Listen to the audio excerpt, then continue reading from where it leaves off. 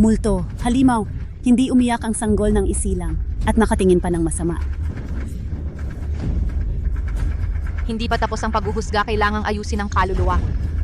Ako ay napadpad sa pamilyang ito na humihina ang kapalaran. Anak ng demonyo, mula nang isilang ka, dumating ang kidlat at sinunog ang aming templo. Gusto mo bang lipulin ang buong angka ng pamilya Su?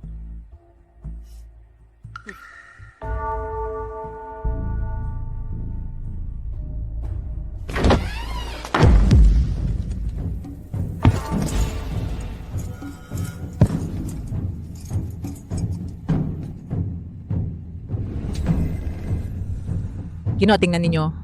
Ang masamang tala na ito ay puno ng kapangyarihan. Hindi lang nagdala ng kidlat at sunog, may sumpa pa ang kanyang kapanganakan.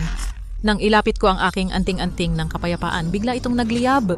Kung wala ako rito sa loob ng 3 hakbang, magkakadugo ka. Hinigop ng babaeng ito ang iyong buhay. Hindi mo pa nakikita?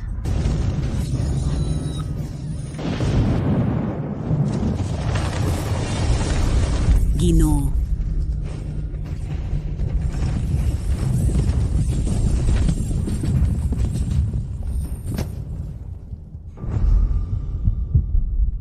Royan, ano ito? Ang pamilya Su ay hindi magtitiis ng masamang binhi. Ilagay ang masamang tala sa hardin at lunurin sa tuyong balon.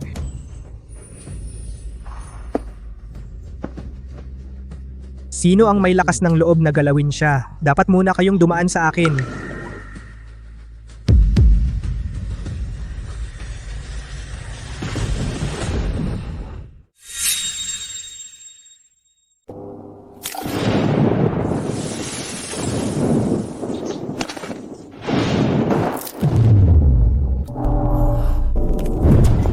Masamang pangitain.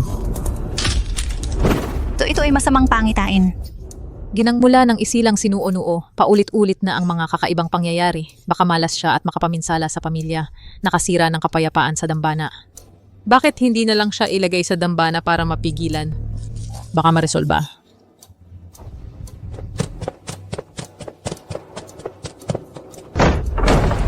Masamang tala ang masamang tala. Mula nang dumating siya rito, namatay ang mga ibon sa dambana. Ito ay babala mula sa langit. Inailagay niyo itong salot sa sako at itapon sa tuyong balon sa likod ng bundok. Lola, ang batang ito ay dugo ng pamilyang Su. Kahit na sumisira sa swerte ng pamilya, bakit hindi na lang siya ipadala sa kumbento? Hindi kayang tanggapin ng pamilyang Su ang demonyong ito. Kilos! Opo.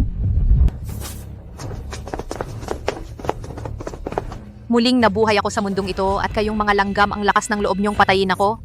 Malapit na kayong mamatay at hindi niyo alam. Katawa-tawa.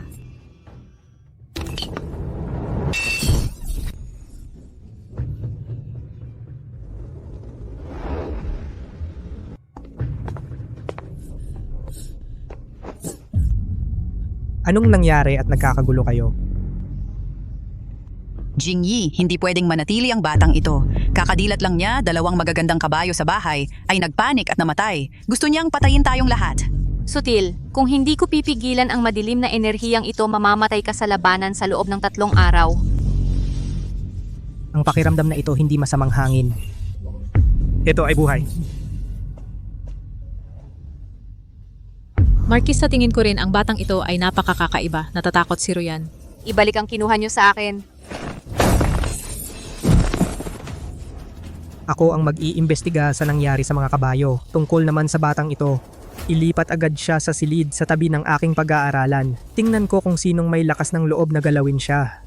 Jingyi, dinadala mo ang apoy sa sarili mong katawan. Kung talagang masamang tala siya, ang katawan kong sanay sa digmaan ang perpektong pipigil sa kanya.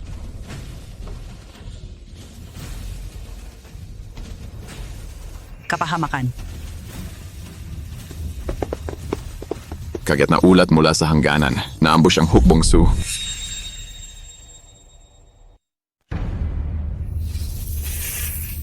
Sino yon? Mahika yun kanina. Kung demonyo ka, hindi kita pakakawalan. Kung Diyos ka, patunayan mo sa akin. Marquis, masyadong matindi ang kapalaran ng batang ito. Mapaminsala sa ina at sa pamilya. Kung mananatili sa silid-aklatan, makakaapekto yan sa swerte mo. Hayaan mo na lang sa akin, dalhin ko na sa pamilyang templo. Ang kamay ko? Inagaw mo ang kapalaran ko, at ngayon hahawakan mo pa ang katawan ng hukom? Gusto mong mamatay? Liu Ruyan, bakit nanginginig ang kamay mo? Natakot lang ako sa galit ng batang ito.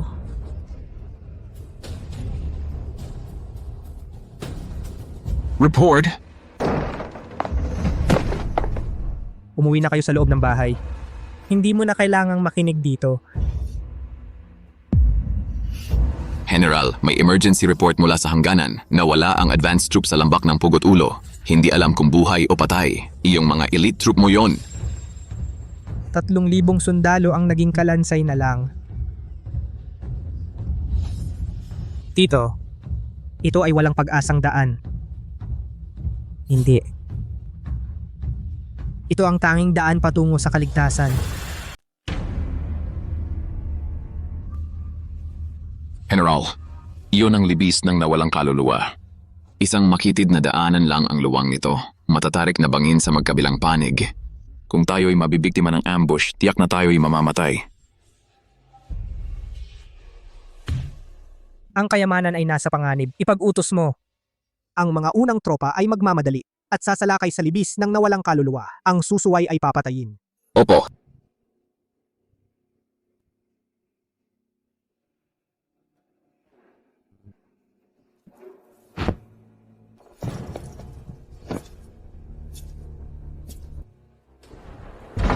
Isang malaking tagumpay, General.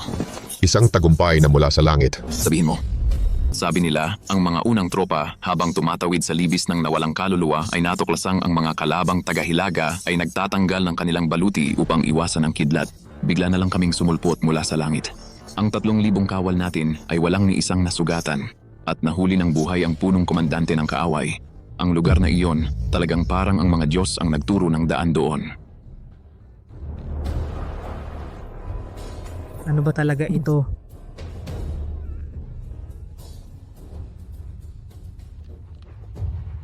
Panginoon, may masamang nangyari. Biglaang nagkasakit si Concubine Liu. Ayon sa Taoist priest na pinatawag mula sa Xuancheng, may malas na bagay daw sa loob ng mansyon na kinukuha raw ang swerte at kapalaran ni Concubine Liu. Gago! Iyon ay resulta ng aking hatol. Anong pagnanakaw ang pinagsasabi mo? Ang malas na bagay na iyon ay ang bagong panganak na ito na may malas na kapalaran. Kailangan itong dalhin agad sa lawang nagtutunaw ng buto upang malinis ang kanyang mga kasalanan. Kung hindi, ang buong mansyon ay mamamatay. Ipatawag mo ang Taoist priest na iyon. Ako mismo ang makikipagkita sa kanya. At tingnan natin kung sinong maglalakas loob na galawin ang aking swerte. Ginoo, pakiusog po, ang aking kompas ay nakakaramdam. Ang silid na ito ay puno ng masamang espiritu. Ang demonyong sanggol ay nagwawala. Sinisipsip ang swerte ni Ginang Liu. Kung hindi ito aalisin, ang buong angkan ng Su ay mawawasak. Sabi ng Daoshi, ang anak kong babae ay demonyong sanggol? Nasaan ang ebidensya?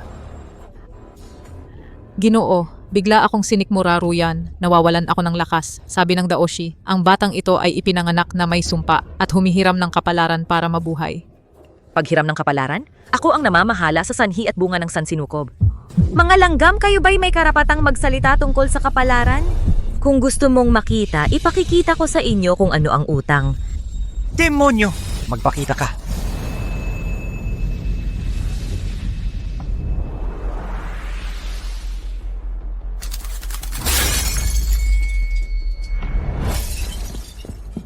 Imposible! Hindi ko mabasa ang kanyang kapalaran. Tingnan mo ang kapalaran ko. Kaya ba ng iyong kaluluwa? Daoshi, ito ba ang sinasabi mong ninakawan ng kapalaran si Ginang Liu? Sa tingin ko parang pinarusahan siya ng langit. Kung hindi mo maipaliwanag, Daoshi, ikaw ay inaanyayahan sa kulungan ng Ministry ng Parusa para magpaliwanag. Mga tauhan, pusasan. Ang presyur ng sandaling iyon ay hindi galing sa isang sanggol.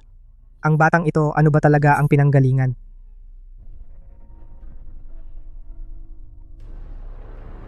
General, may kagyat na ulat mula sa hilagang hangganan. Biglang nagkagulo ang mga barbaro. Namamatay ng kakaiba ang General. Sabi ng mga sundalo, dahil sa kabisera, isang swerteng bituin ang ipinanganak sa angkan ng Su. Tinakot ang kapalaran ng kaaway. Ginoo kahabagan. Inatasan ako ng isang tao, nagkamali ako ng tingin. Hindi na ako magsasalita ng walang basehan. Ginoo, nag-aalala lang din si Royan sa kaligtasan ng angkan ng Su. Wala talaga akong masamang hangarin. Jingy, tama na. Pinsan mo si Ruyan. Magkasama kayong lumaki. Noong nahulog ka sa kabayo at malubhang nasugatan, siya ang humarang ng patalim para iligtas ka. Anak pa siya ni Minister Liu, magkaibigan ng ating mga angkan. Kung parurusahan mo siya ng husto, paano magiging ang relasyon ng Su at Liu? Ang Daoshi ay nanggugulo sa pamamagitan ng kasinungalingan. Palayasin sa kabisera. Huwag nang muling papasukin sa mansyon. Si Liu Ruyan ay ikukulong para mag-isip. Kung walang utos mula sa akin, hindi siya lalabas ng bakuran. Opo.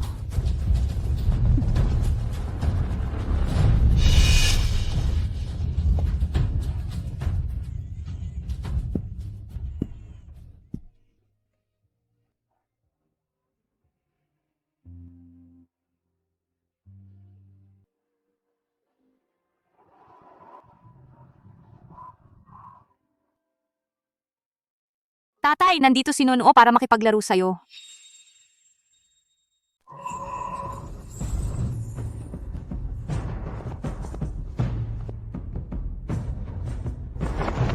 General Su, ayon sa utos ng emperador, 3 taon nang kumakalat ang balita tungkol sa pagdating ng Lucky Star. Ngayon, ang digmaan sa Hilagang Hangganan ay napasubo na. Kailangang dalhin mismo ang munting Lucky Star na ito sa harap ng labanan upang patatagin ang kapalaran ng ating dakilang Qing. Napakalupit sa Hilagang Hangganan. Ang mga barbaro'y nagkalat ng walang habas. Katarantaduhan talaga. Mag-iingat ka sa iyong mga salita, General. Utos ito ng emperador.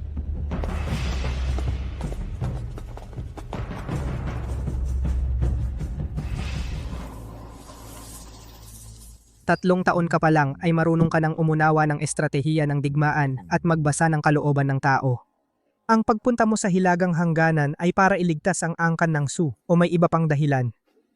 May utang kay Itay na dapat singilin si Nonoo.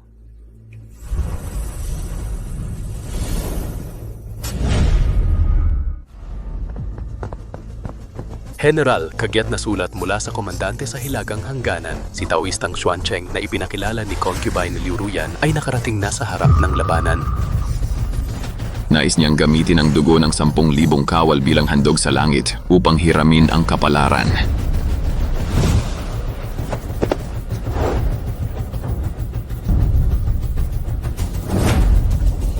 Tay, maghanda na tayong umalis. Kung mahuhuli tayo ang 10,000 buhay na iyon, ako na mismo ang hahakot sa impyerno. Ginang, umalis na ang general kasama ang kanyang mga tauhan patungong Hilaga. Mabilis kumakalat ang mga chismis sa hukbo sa mga nakaraang araw. May nagsasabing ang Lucky Star ang magpapabangon sa bansa at meron namang nagsasabing ito'y tanda ng malas. Ako ang kabit ng Marquis ng nagpapatatag sa Hilaga at sa ngalan ako ang nakatatanda sa batang iyon. Ang pagpunta ko sa Hilagang Hangganan ay may sapat na dahilan.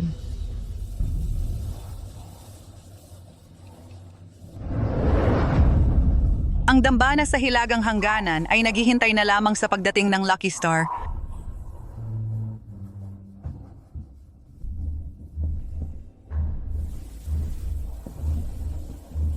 Kung gayon pupunta ako sa Hilagang Hangganan. Sa harap ng buong hukbo, gagawin kong hindi na siya makakabalik pa sa kabisera.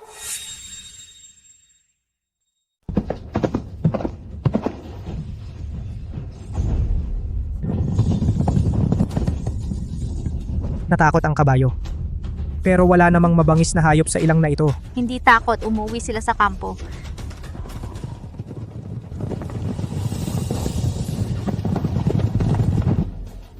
Nonoo, ikaw... Tatay, si Hukom Shuyu, pinapadaan ng mga kaluluwa. Ang mga kabayong ito ay humihingi ng tulong sa akin, ang hukom, para iligtas ang kanilang amo.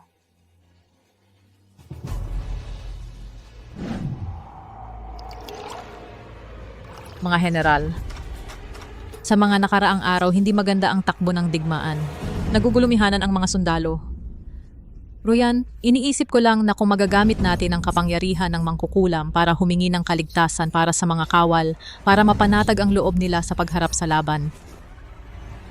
Dumating na ang tamang oras. Kunin ang dugo mula sa puso ng 10,000 sundalo, ialay sa langit at sa kapalaran para pahabain ang buhay ng hilagang hangganan at baguhin ang kapalaran ng angkan ng Su. Tigilan ninyo! Sino ang nagbigay sa inyo ng lakas ng loob na magsagawa ng masamang salamangka sa loob ng hukbo? Ginawa ito ni Ruyan para sa kalooban ng hukbo, para sa kapalaran ng ating angkan. Bakit sumama rin ang batang ito? Siya ay isang masamang pangitain. Makakaabala siya sa enerhiya ng lugar ng angkan ng Chi. Baguhin ang kapalaran gamit ang iyong kalahating kalang na masamang daan ng pandaraya. Karapat-dapat ka bang magsalita tungkol sa kapalaran sa harap ng isang hukom? Batanging babae, ang lakas ng loob mong gambalain ang mabuting plano ng isang monghe. Ngayon din, sasakmalin kita, demonyo. May batas ang yin at yang, may hangganan ang kamatayan at buhay. Xuancheng, may utang kang 1,300 poto na buhay ng inosenteng kaluluwa sa impyerno. Ngayon, ito ang pagtutuos ng hukom. Aray! Hukom, ito ang hinihintay ko, ang tunay na kapangyarihan ng hukom. Tatay?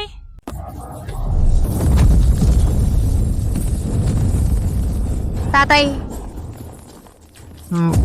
sa harap ko sinong may lakas ng loob na gumalaw sa akin, aking tunay na ama.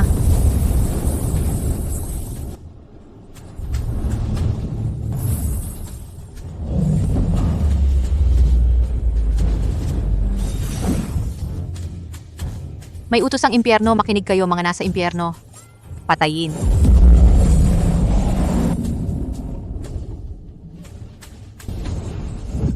Sino ka talaga? Hahaha, narito na ang kautusan ng Hukom General Su Jingyi. Nakita mo ng sarili mong mata, di ba? Hindi siya ang iyong anak na babae, sa totoo lang. Siya ay isang asura na nagdadala ng kapahamakan. Siya ay isang mabangis na multo na nang-aagaw ng katawan.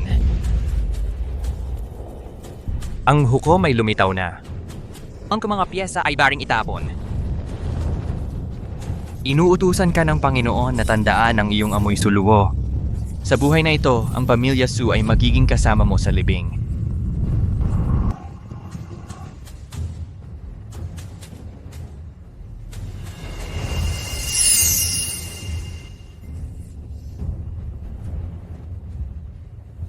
Nandoon siya, ang masasamang espiritu ay pumasok sa mundo. Ang kulog mula sa langit ay nagbabala.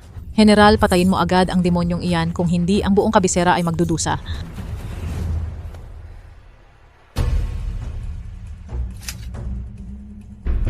Tatay, hindi mo rin ako pinaniniwalaan?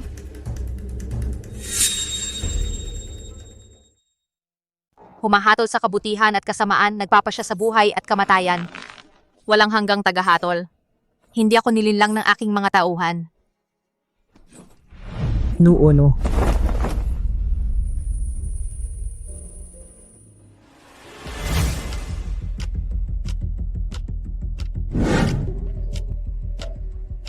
Ang tagahatol ay bumalik na sa kanyang trono. Subalit, katawan ng mortal ang kanyang dala. Mahirap to pa rin ang makalangit na tungkulin. Dahil ang aking anak ay dumaan sa pagsubok na ito, dapat niyang hawakan ang bagay na ito. Kapag lumitaw ang talaan ng buhay at kamatayan, lahat sa sansinukob ay susuko. Humayo ka at usigin ang masasamang hangarin sa mundo.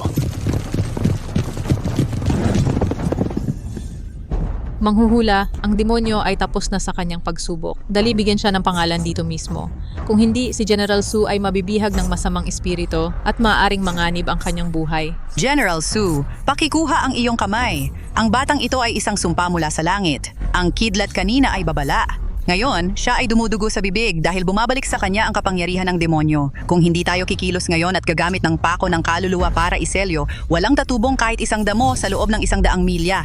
Kaya pala sabi ko, bakit may kulog na naman ngayon? May lindol pa? Demonyo nga talaga. Oo nga, General Su. Patayin mo na siya. Huwag nating pahintulutang mapahamak ang lahat. General, para sa ikabubuti ng lahat, ipakiusap ko, ibigay mo ang demonyong ito sa akin. Kapag pumasok sa buto ang pako ng kaluluwa na ito, tiyak na hindi na siya magiging gulo.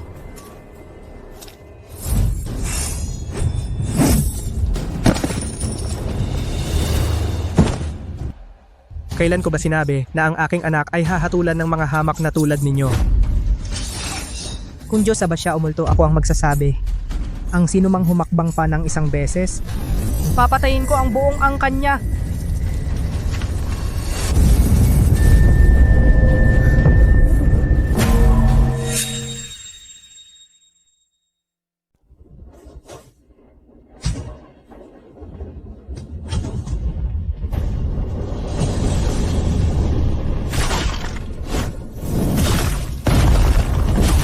Hindi pwede. Sinusundan ko lang ang utos, tigilan mo yan. General, talagang hindi alam ni Ruyan. Ang ginagawa pala nila ay masamang ritual na may sakripisyo ng dugo. Kung alam ko lang noon, kahit mamatay man si Ruyan, hindi ko sasaktan ng general at sinunuo. Hindi mo ba alam kung sino ang kanina sa harap ng buong hukbo ay sumigaw ng demonyo ang pumasok sa bahay at gustong ipapatay ko ang sarili kong anak na babae? Ako, nag-aalala lang ako. Baka nalilin lang ang general ng masamang espiritu. Hindi ang general ang inaalala mo. Ang inaalala mo ay kung mabubuhay si Nunuo. Mabibigo ang plano mo. General, wala pong ganong intensyon si Ruyan. Para lang ito sa pamilya Su, para sa kabutihan ng lahat. Ang pamilya Su, ngayong araw na ito, muntik mo nang ipahiya ang pamilya Su sa harap ng publiko sa pagpuksa ng aming lahi. Mga tauhan, ipaalam sa buong hukbo, si Liu Ruyan ay naghasik ng masasamang kulto, nagpagulo sa moral ng hukbo, at pinilit ang general na patayin ang sariling kamag-anak. Simula ngayon, tinatanggal ang kanyang titulo bilang kabit ng Marquis nang nagpapatatag sa Hilaga at palalayasin sa hukbo. Agad na pauuwiin sa kabisera at ipapasa sa pamilya Su at pamilya Liu para sila ang humusga. Ngunit tandaan, ang mga kasalanang kanyang nagawa ngayong araw ipagkakatiwala sa hukbo ng nagpapatatag sa Hilaga, isa-isang itatala.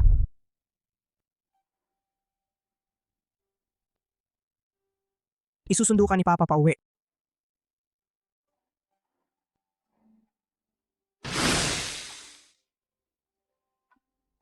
General. Ako, ay humingi ng anting-anting kay Monk Huimin. Sinapian ng halimaw si Nunuo. Ano ang hinalo sa gamot na ito? Sinsil para magtaboy ng masamang espiritu o pulbos na sumisira sa pag-iisip at nagpapabulok ng katawan? General, bakit po ninyo nasabi iyon? Iniisip ko lang ang reputasyon ng pamilya Su. Ano ang sasabihin ng mga tao? Depende kung ano ang gusto kong marinig nila. Liu Ruyan, huwag mong subukang gumawa ng masama.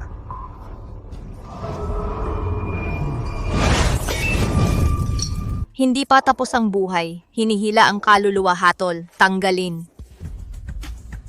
Tanggalin. Ay, tulong! General, iligtas mo ako.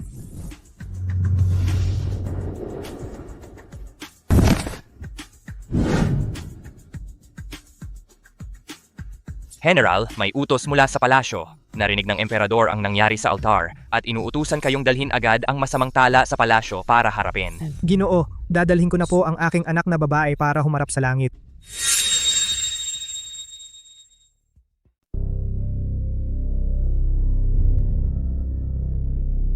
Mahal na hari, bagamat si Janjun Xuancheng ay napatay sa isang pataksil na pag-atake ng batang ito, ang konklusyon na siya ay isang likas na malas ay walang pagkakamali.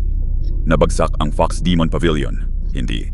Ang salot sa kabisera ay dahil sinakmal niya ang kapalaran ng Dakong Qing. Ministrong Su, may sasabihin ka ba? Ang tanging alam ng iyong abang lingkod ay mula nang isilang ang aking anak na babae ay iniwan na siya sa ilang. Kung tunay nga niyang masisira ang Dragon Vein, iyon ay kalooban ng langit upang baguhin ang takbo ng mundong ito. Pangahas. Sujingi, nagbabalak ka bang maghimagsik? Sinungaling lolo. May daladalang 5 kaluluwang babaeng napahamak. Umiiyak sila. Kinakagat nila ang iyong leeg. Walang galang na bata! Nangangahas kang gumamit ng mahikang pandaraya sa harap ng hari.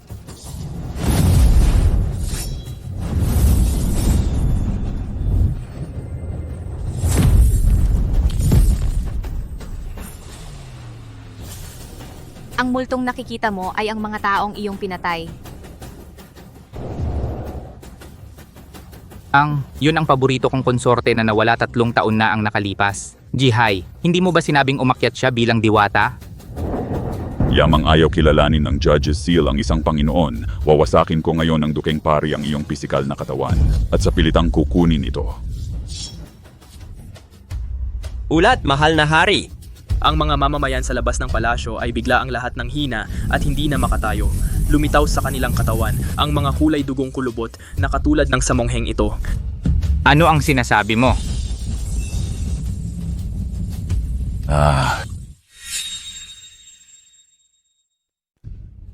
Mahal na hari, nasa loob ako ng bahay ng general nang maramdaman ko ang napakalakas na masamang hangin. Alam ko agad na may masamang nangyari. Tiyak na may taong may masamang hangarin na sa pilitang binago ang kapalaran ng daking, kaya naapektuhan ang lahat ng mamamayan. Mahal na hari, si Su Nunuo ay isang inampon na may kakaibang kapalaran.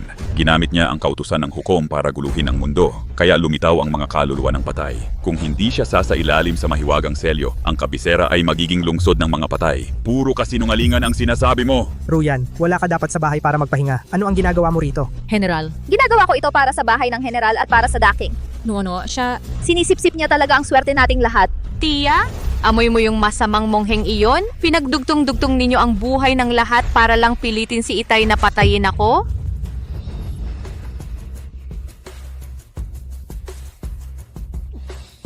Gagawin na naman ng halimaw ang mahiwagang ritual. Pahintulutan ninyo akong maglatag ng mahiwagang hulagway para makuha ang mahiwagang dugo ng halimaw. At iligtas ang mga mamamayan sa pagdurusa.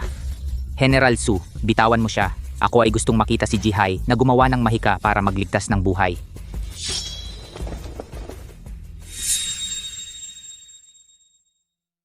Ako si Su Jingye. Para sa isang halimaw, maghihimagsik ka ba ng hayagan? Hindi po ako maglalakas loob. Ngunit sino mang humawak kahit isang hibla ng buhok ni Nuonuo, kailangan munang tapakan ang aking bangkay.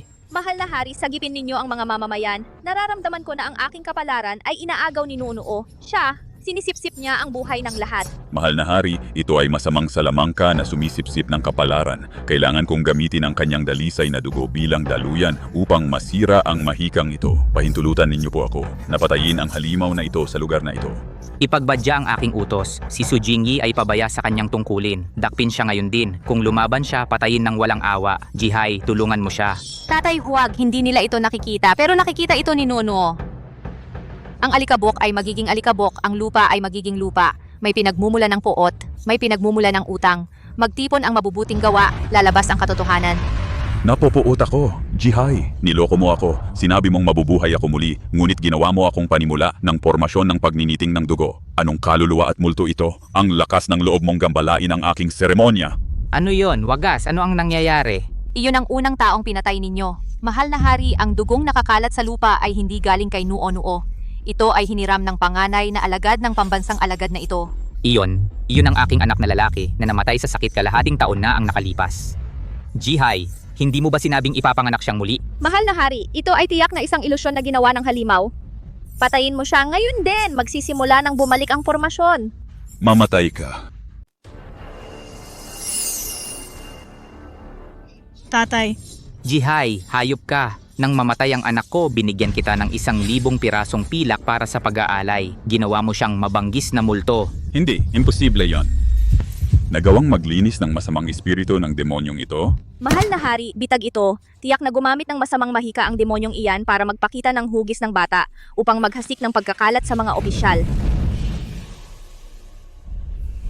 Kung talagang swerte siya. Bakit nang lumitaw siya, sunod-sunod na sakuna ang dumating sa ating daking? Kahit ang dakilang mongheng si Jihai ay nasawi. Tingnan ninyo, hindi lamang siya nagmamanipula ng kaluluwa, ginising pa niya ang masamang espiritu sa pintuan ng palasyo. Balak niyang putulin ang dragon vein ng The King. Ang totoong masamang espiritu ay wala sa mga leon. Nasa ilalim nun. Ito ba ang swerte na sinasabi ninyo na idinadalangin para sa The King? Sino ang makakapagpaliwanag nito sa akin? Ano ito? Kung gusto ninyong maghanap ng kamatayan, kung gayon, samahan ninyo akong mamatay.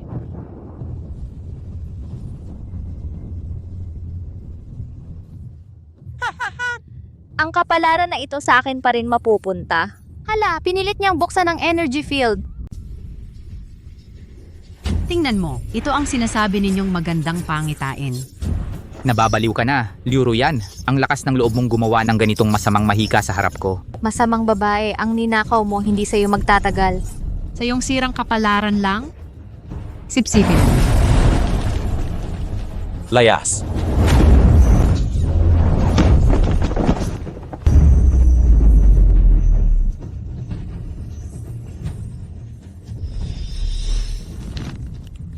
Hindi. Ang aking formasyon.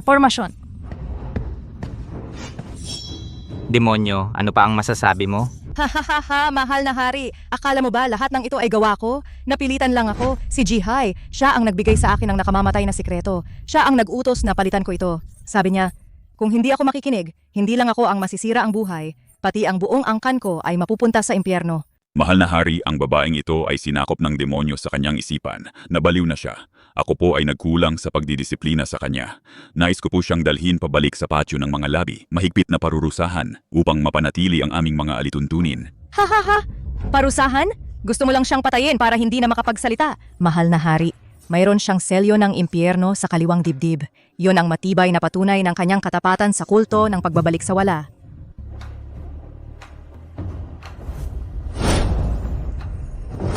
Jihay, naglakas loob kang magkubli sa balat ng isang monghe. Ngunit ang iyong ginagawa ay gawain ng isang kulto. Ang paghina ng kapalaran ng aking kaharian sa mga nakaraang taon. Ikaw pala ang dahilan. Mahal na hari, ang tronong ito. Kahit sino ay pwedeng umupo. Basta may kapalaran, kahit isang bato ay maaaring maging emperador. Sayang, sinira ng batang ito ang malaking plano. Mga gwardya, ang masamang kulto ng pagbabalik sa wala ay naghasik ng kaguluhan sa korte at pumatay ng isang konsorte, dalhin siya sa Wugate at pugutan pagkatapos ng taglagas, Liu Ruyan. Ikaw ang nagpasok ng masamang kulto sa kabisera, nakalito sa mga sundalo at nagbintang sa mga tapat na opisyal. Dapat kang managot kasama ni Jihay, ngunit isinasaalang-alang na isiniwalat mo ang mga lihim ng kulto ng pagbabalik sa wala. Mayroon ka pang silbi, ikulong siya sa kulungang langit, bantayan ng mabuti. Kung wala ang aking utos, walang sino man ang maaaring kumuha ng kanyang buhay. Hindi ka pinatawad. Ikaw ay iniwan dito para maghintay at isa-isang isuka ang lahat ng alam mo. Isuka mo lahat. Kaya pala, ang mabuhay ang tunay na parusa.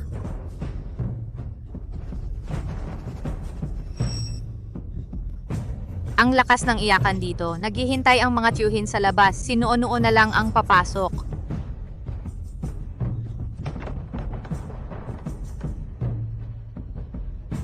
Ibalik mo ang buhay ko. Ibalik mo ang buhay ng aking anak na lalaki. Jihay, hinding-hindi ka mamamatay ng maayos. Huwag kang umiyak, magandang tita. Si Jihay ang masamang tao na iyon. Nahuli na, maaari mo bang sabihin kay Nuunuo kung sino ang pumatay sa iyo? Ang pumatay sa akin ay ang iyong ama.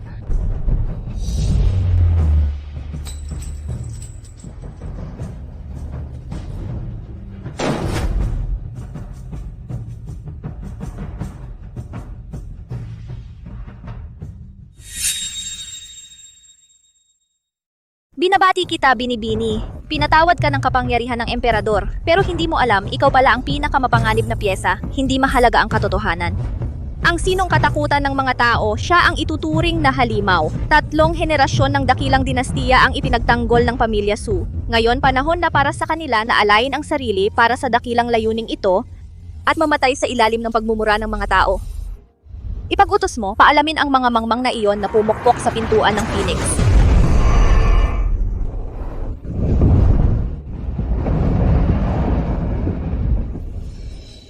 Kahit may kasalanan ng tatay ko, hindi ko hahayaang mawala ang kaluluwa ng inosente.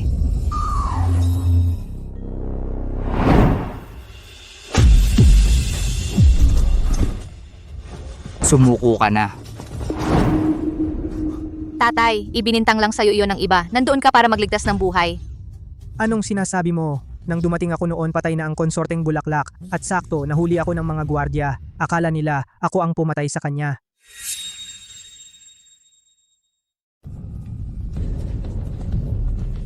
Ang babae ng pamilyang Su ay isang demonyong muling isinilang.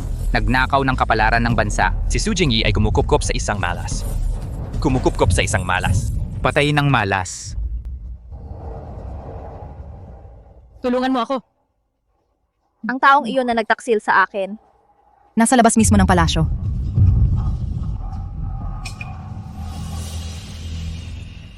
Isang mahika. Mahika ng pamilyang Liu. Ikinulong ang aking buhay. At ikinukulong din ang kapalaran ng Dakong Ching. Tatay, ipapakita ko ang katotohanan sa lahat. Humingi ng kapangyarihan sa kalawakan. Ang salamin ng pagkakaisa, buksan.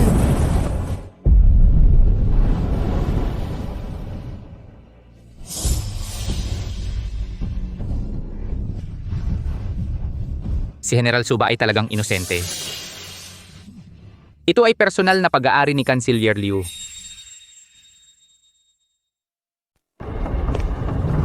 Mahal na hari, nakalantad na ang katotohanan sa kalangitan.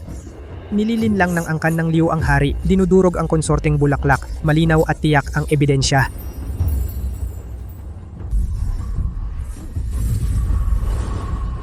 Ang mga tirang suwail ng angkan ng Su, nagsasanay ng masamang sining. Nangahas pang lapastanganin ng diwa ni konsorteng bulaklak, pipilitin pang kontrolin ng diwa ng mga patay para pekein ang mga alaala. Ito ay sumpa sa kapalaran ng bansa. Ito ay masamang nilalang na nagsasagawa ng mahika. Sinusupsop niya ang ating mga buhay. Patayin siya agad. Tatay, nasipsip ang aking mga mabuting gawa, ang mahiwagang formasyon ng masamang babae, nasa ilalim ng kulungang langit. Hindi mahalaga ang katotohanan. Basta takot sa'yo ang mga tao, ikaw ay halimaw. Ang mabuting gawa ng panahong ito, Tinatanggap ko ito.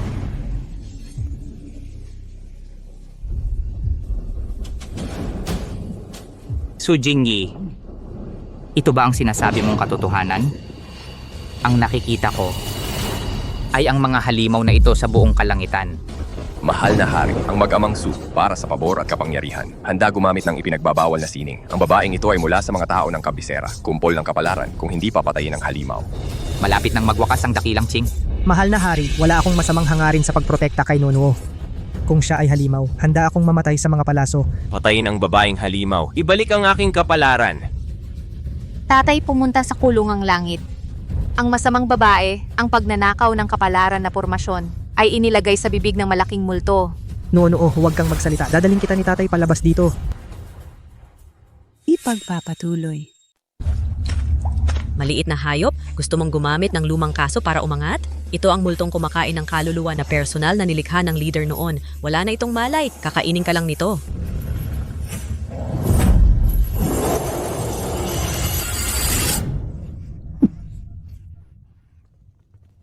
Gising ka, ikaw ang punong mga gamot ng korte noon. Ligwang Ren, ikaw ang testigong na ginipit ng pamilyang Liu at pumatay sa reyna.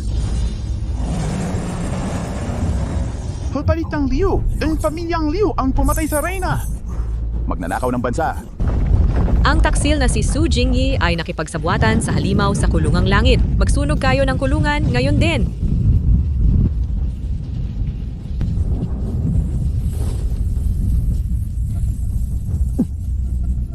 Huwag kang matakot, Nono, nandito si tatay.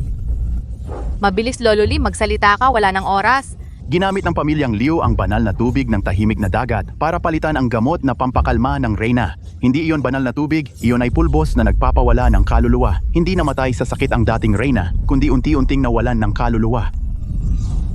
Ang kasunod ay sa susunod. Ang masasamang nilalang ay napatay na. Ginoong pambansang salamangkero, oras na para ipakita mo ang iyong himala upang aliwin ang mga tao. Bilang isang dukhang monghe, sinusunod ko ang kalooban ng langit. Gamit ang banal na tubig na ito, ililigtas ko ang masasamang espiritu upang protektahan ang kapayapaan ng aming kabisera.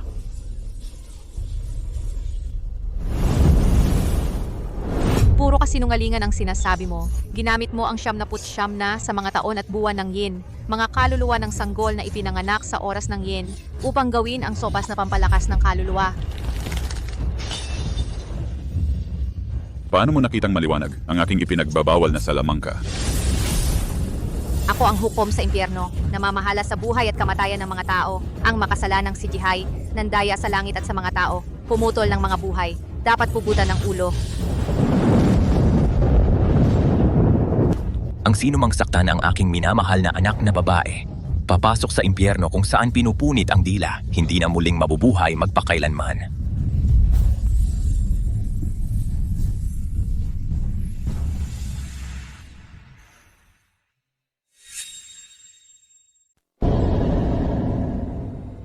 Mahal na emperador, nakikita mo ba ito ng malinaw? Ito ba talaga ang gusto mo? Ang tubig ng buhay na walang hanggan? Anong masamang bagay ito? Ito ay hindi banal na tubig. Ito ay gawa sa kaluluwa ng 99 na sanggol na ipinanganak sa madilim na buwan at oras. Kahit manatiling bata ang uminom, ubos naman ang kanyang mabuting karma. Pagkamatay diretso sa impyerno.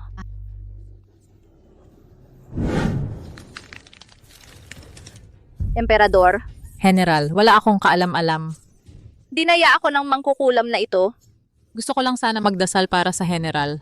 at maglingkod ng tapat sa emperador.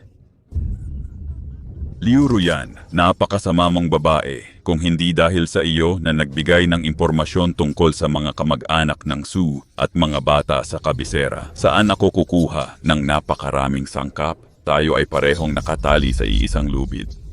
Hukom ng impyerno. Sinira mo ang aking landas sa immortalidad. Winasak mo ang aking kapangyarihan. Pinatay mo ang aking mga disipulo. Kahit maging multo ako, kakainin kita ng buhay.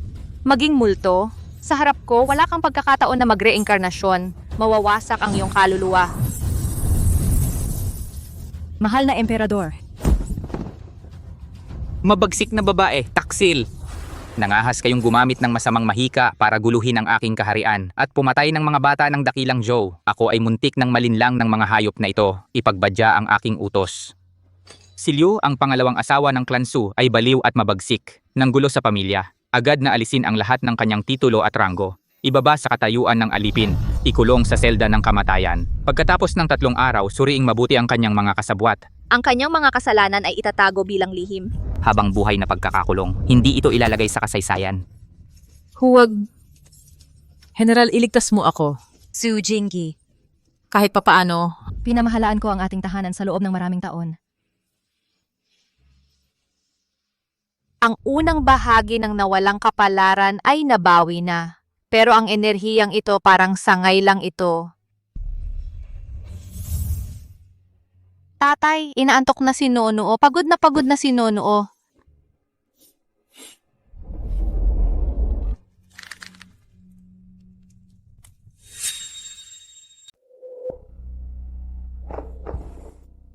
Mahal na hari, ang bunso ng pamilyang Su lumilipad at humihigop ng gintong liwanag mula sa mga labi ng mga patay. Ito ay masamang mahika na nagnanakaw ng kaluluwa ng tao. Kung pananatilihin ang masamang nilalang na ito, ang kapalaran ng dakilang Qing ay masisira. Ginoong Li, si Jihai ay gumagawa ng gamot mula sa langis ng patay. Pinahihirapan ang mga mamamayan. Si Nuo ay kumikilos alinsunod sa kalooban ng langit. Ikaw ay nagtatanggol sa kanya ng ganito. Hindi kaya ikaw ay isa sa mga natitira sa organisasyong iyon? Ikaw ay nagsasabi ng kalokohan. Tumigil kayong lahat. Minamahal na Ministrong Su, ako, ang inyong hari, ay nagkamali ng pagtitiwala sa masasamang tao. Si Su Jingyi ay matapang at determinado. May malaking ambag sa pagprotekta sa akin. Mula ngayon ay itinalaga bilang prinsipe rehente na mamamahala sa bansa sa aking ngalan. Si Su Nuo may likas na kapangyarihan ay biyaya mula sa langit para sa dakilang Qing. Espesyal na itinalaga bilang prinsesang tagapagtanggol ng bansa, hindi kailangang lumuhod sa harap ko at tatanggap ng sweldo ng prinsipe. Nuo, mula ngayon walang sino man ang mag-aabuso sa'yo. Tatay, ang amoy ng masamang mongheng iyon kanina sa hardin sa likod ng palasyo ay muling lumitaw. Prinsipe Rehente, prinsesang tagapagtanggol ng bansa. Ang magandang palabas ay nagsisimula pa lamang.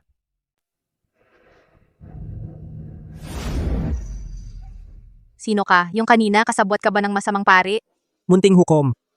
Ako ang dating tauhan mo.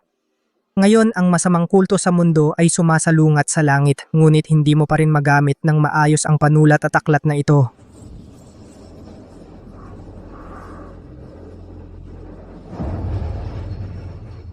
Ang panulat ang nagdidikta ng buhay at kamatayan. Ang aklat ang nagtatakda ng reinkarnasyon.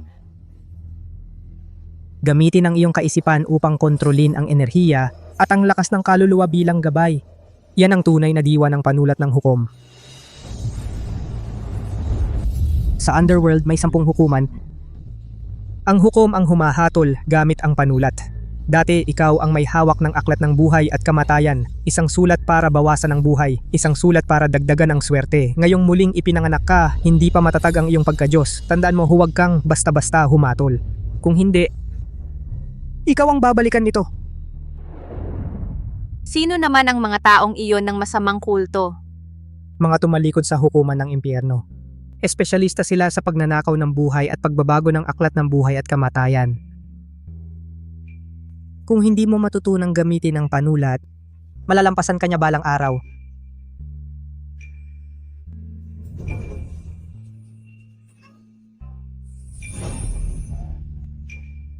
Tandaan, una, itakda ang kasalanan. Pangalawa, tukuyin ang haba ng buhay. Panghuli, dakpin ang kaluluwa. Huwag magpalit ng pagkakasunod.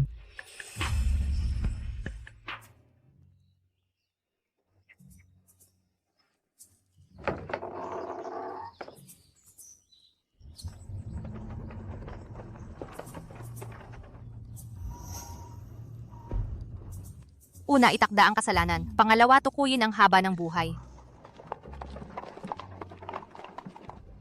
Prinsesa, narating na natin?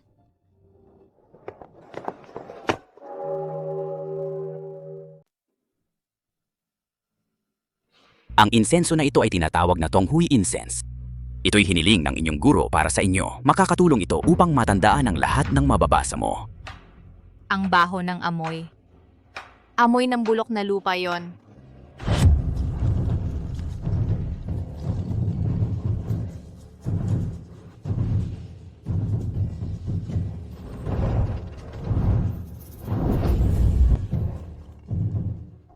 Prinsesa Nuonwo, bakit hindi mo inaamoy ang insenso? Baka naman ayaw mo sa turo ng iyong guro. Guro, nahulog ang isang parte ng mukha mo.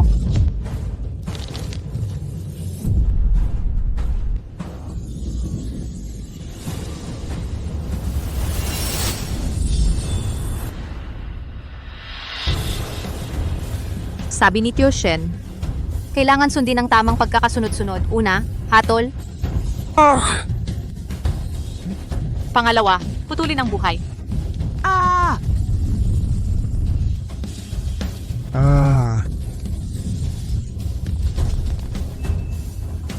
Pinatay mo ako. Ang nasa itaas, hindi ka palalampasin. Sa ilalim ng paaralan ng hari, ang nakabaon ay...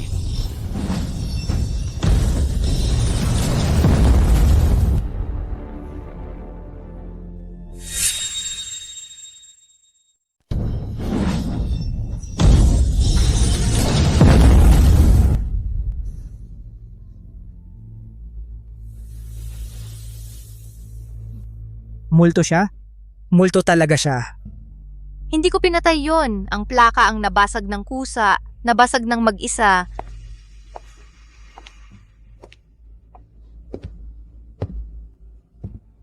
Nabigla po kayo. Ako si Pei Guansing mula sa tanggapan ng astrolohiya. Inatasan akong imbestigahan ang kakaibang pangyayari sa paaralan. Ginoong Pei, tulungan niyo po ako. May alam siyang mahika. Ang guro ng emperador, siya ang... Bata pa at mahina ang katawan ng munting prinsesa. Baka nabalisa ng masamang espiritu. May inihanda akong anting-anting para sa katahimikan. Makapagpapanatag ng kaluluwa. Kung isusuot ninyo ito, ay ligtas na kayo.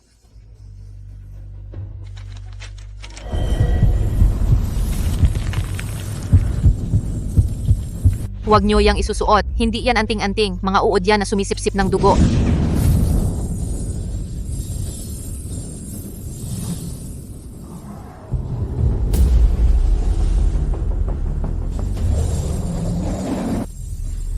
Ninakaw ang swerte ng pamilyang imperial. Binago ang kapalaran ng iba. Sino ang pinapahaba mo ng buhay? Sa loob ng kahong yan, kaninong puso yan?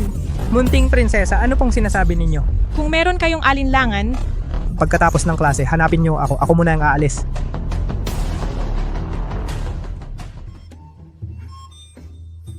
Amo Ate Nuonwo.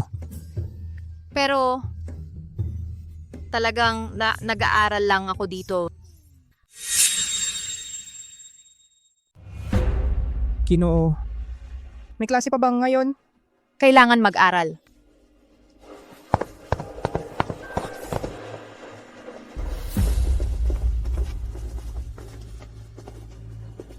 Ayon sa utos ng emperador, ang tanggapan ng astrolohiya ang bahala sa mga kakaibang kaso sa paaralan. Ako si Pei Guansing, pansamantalang namamahala. Ginoong Pei, ang halimaw kahapon, ang munting prinsesa ang nagligtas sa inyo. Tandaan ang kabutihan, huwag isipin ng galit, ang munting prinsesa ay napakalakas ang loob. Kung may kakaibang mangyari sa paaralan sa hinaharap, maaari mo muna akong sabihan. Bakit wala siyang linya ng sanhi at bunga? May kakaiba sa kuya na ito.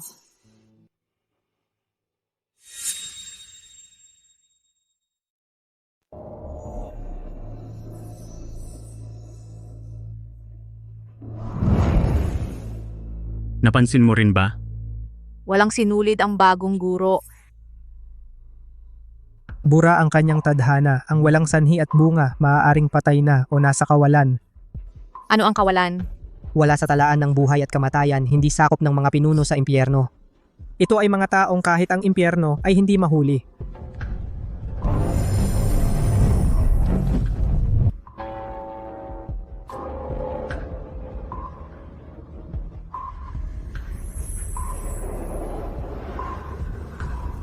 Hihiramin ko ang 10 taon mong kapalaran. Hindi naman masyado di ba?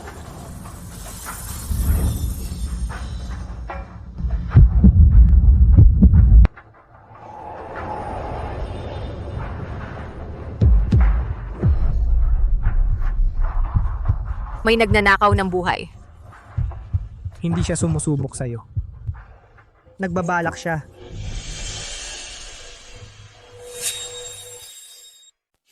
Ginoo, napakasakit. Ang anak ko'y inosente. Isa lang siyang maliit na mga ngalakal, hindi siya magnanakaw. Ito ang perang pambili ng gamot para sa kanyang ama. Kalokohan, maliwanag ang ebidensya. Huwag kang magpanggap, mga tauhan, palayasin siya. Gina! Sandali, hayaan mong tingnan ni Noono. May multo nga ng inosente. Mukhang masakit ang leeg niya. Ipakita natin sa lahat ang katotohanang itinago sa dilim.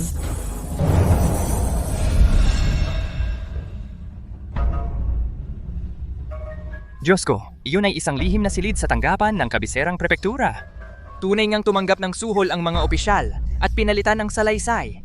Kayong mga traidor, nangahas kayong manloko sa korte. Mga tauhan, dali arestuhin ang 2 opisyal na iyon. Ikulong sila.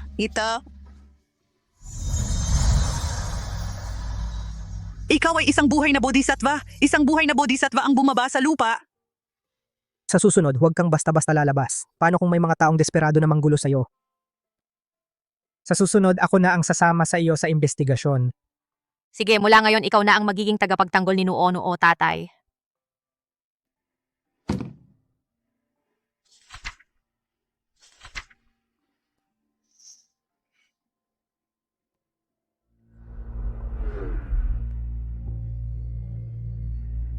Ang buhay ng prinsipe heredero, bakit mabilis itong nauubos?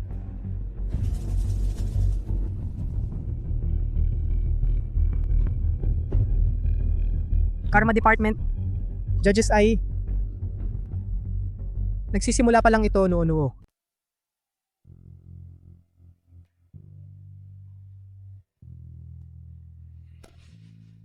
Nawawala ang manok ko ng 3 araw. Pakiusap, tulungan mo ako.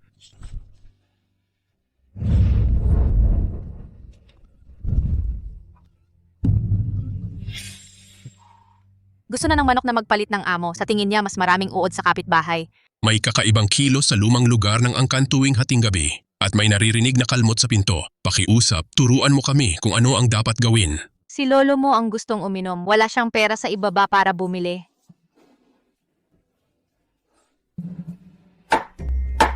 Anong Karma Department? Papasukin mo ang bata para makausap. Ang anak kong babae ang humahatol dito. May ayaw ba? Ang sungit naman ni tatay. Ang tatay ko masungit lang sa masasama. Ganun pala. Ang reinkarnasyon ng hukom pala ay isang sanggol pa. Ang tunay na hukom. Sa wakas, nakita rin kita. Ang weirdo, parang may malamig na pakiramdam. Umuulan na. Pasok na tayo at magpaluto tayo ng sabaw na may paminta.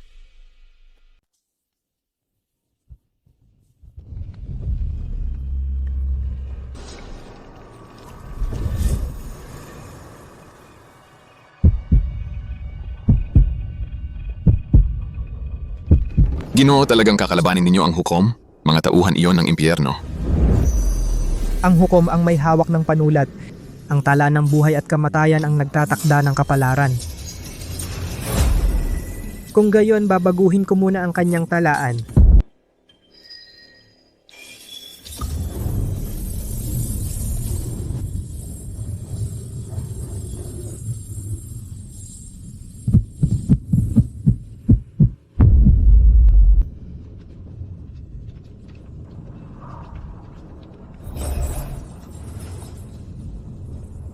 Maaring nakawin ang kapalaran.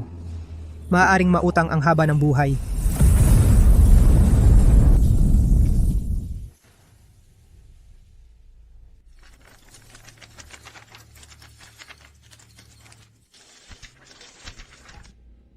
Ay, bakit kumukupas?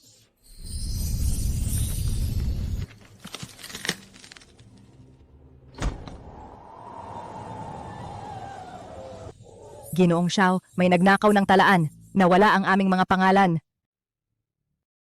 May nagbabago ng talaan. Labag ito sa patakaran. Tatay. Tatay. Pangaminis sa aking libro?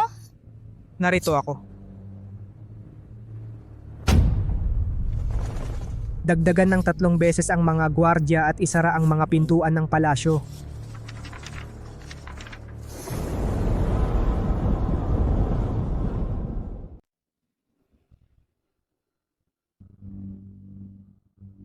Prinsesa, pagod na pagod ka kahapon sa paglutas ng kaso.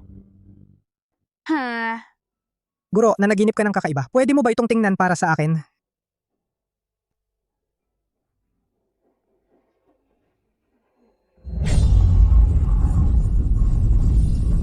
Handog sa langit, sa lupa, sa lahat ng nilalang, sa pamamagitan ng iyong dugo.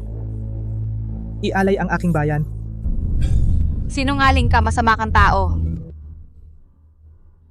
Panaginip lang yon. Masyado kang nag-iisip, prinsesa. Ang hilo ko. Ang sakit ng ulo ko.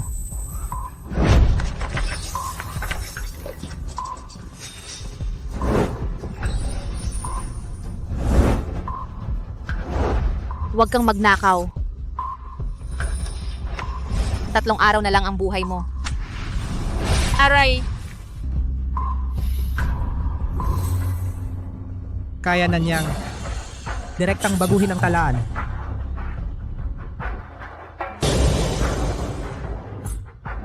Nakita ko na. Gusto niyang gawing langis sa lampara sinuonuo. Kung gayon, huwag mo nang ituring na tao. Nanginginig siya. Hindi ito ordinaryong formation. May kakaibang nangyayari sa ilalim ng formation. Ginamit niya ang dragon energy ng paaralan para palakasin ang formation. Kunin natin siya. Ha?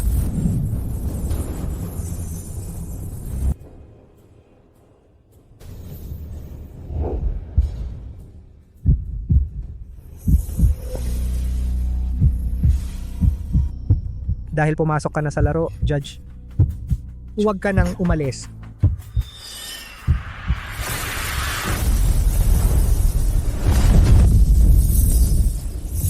Aray.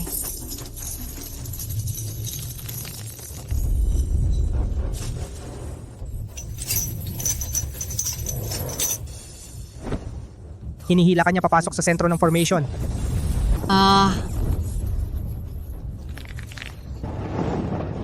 Nuono! Ayaw maging langis ng ilawan ni Nuonuo. Magtipon ng mga sundalo. Isil ang paralan. Sino man ang makialam sa anak kong babae, papatayin ko ang buong angkan niya.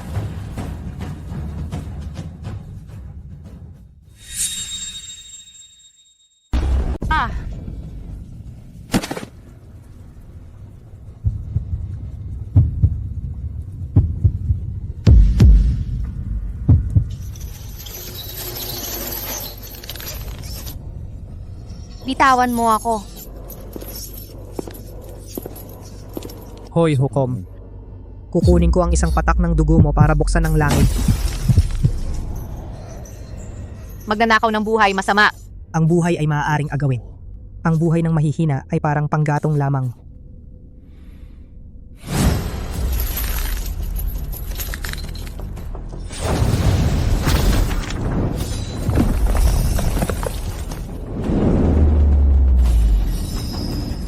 Ang salamangka na ito, tigil.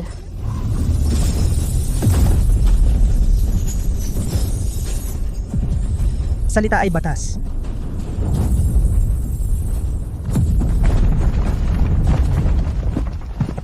Sino man ang humawak sa anak kong babae, subukan niya. Ikaw... Papa. Tumayo ka sa likod ko.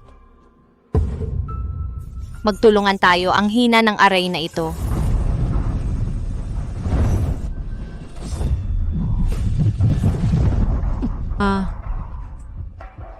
Magkapareho ang buhay ng ama at anak. Ganun ba? Sa araw na ito, panalo kayo. Pero ang dugo ng hukom, kukunin ko rin yan.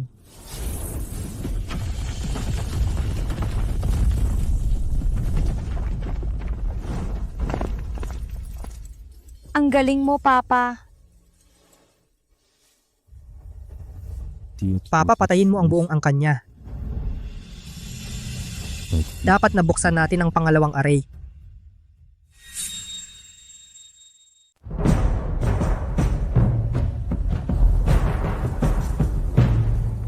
Hindi pa siya tumitigil. Ninakaw niya ang buhay ng buong lungsod. Tatay, maraming tao ang mamamatay. Maliit na array lang yan para subukan. Nasira man, nasira na. Ang totoo, ito ang Dragon Vein ng Kabisera. Isang hamak na mortal lang. Nangahas pang sumugod sa array at humadlang sa akin. Tapos,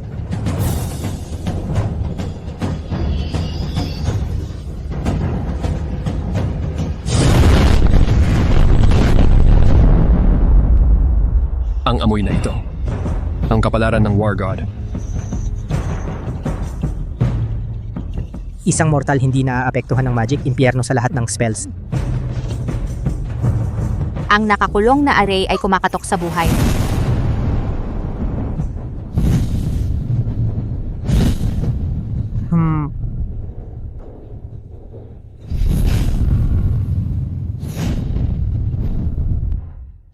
Isang reinkarnasyon ng hukom. Isang kapalaran ng War God. Kaya pala gusto kayong pagsamahin ng langit. 2 variable.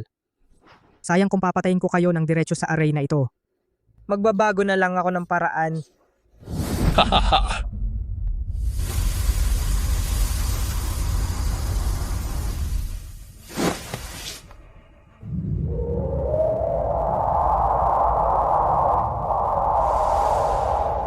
Tatay! Ang daming pangalan ang umiiyak. Pumaputi silang lahat. Kaya ililigtas ko sila isa-isa. Hanggang sa mamatay siya.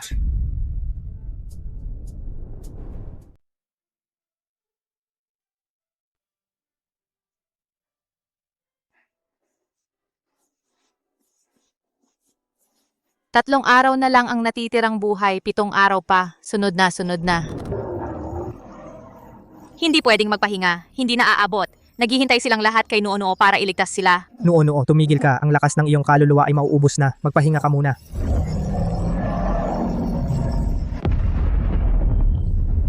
Nagbago ka ng basta-basta ng kapalaran. Tanga ka. Nagulo mo ang pagkakasunod-sunod ng sanhi at bunga. Una, alamin ang sanhi mula sa nakaraang buhay. Pangalawa, tukuyin ang kasalanan sa kasalukuyang buhay. Panghuli, hatulan ang haba ng buhay. Mabubuwag na ang kadena ng sanhi at bunga. Ang tagahatol ay tagapagpatupad ng kaayusan ng langit. Hindi ito para gamitin mo sa pagiging masyadong mabait at santo. Mula ngayon, ako mismo ang magtuturo sa iyo kung ano ang tunay na tagahatol. Munting guro, amo ko siya. Amo ko talaga siya. Dahil desperado na ang matandang multo mula sa Guikshu, ginamit na niya ang aklat ng digmaang kaluluwa, munting tagahatol. Sa sandaling ito, tinatawag itong pagpili. Dapat mong matutunan ang tunay na paghuhukom. Ipagpapatuloy.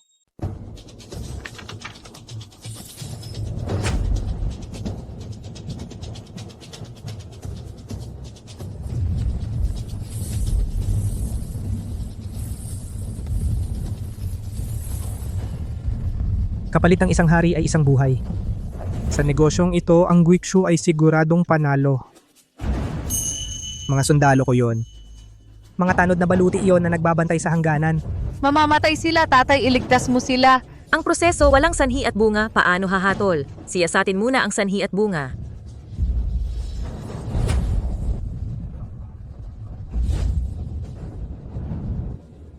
Hatol, magnanakaw ng buhay si Pei Guanxing ng Guishu. Ang kasalanang ito nararapat sa kamatayan. Sa huli, bawasan ang haba ng buhay. Itigil ang paghatol.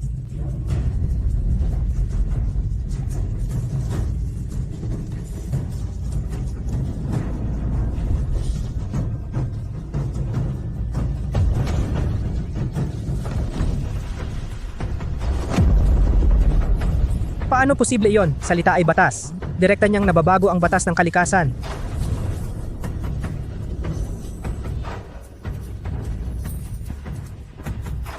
Pwede na. Pero hindi pa matatag ang kanyang pagka-Diyos. Ang pilit na paggamit ng salita ay batas, ay pag-ubos sa kapangyarihan. Kung magpapatuloy, tatamaan siya ng parusa ng langit.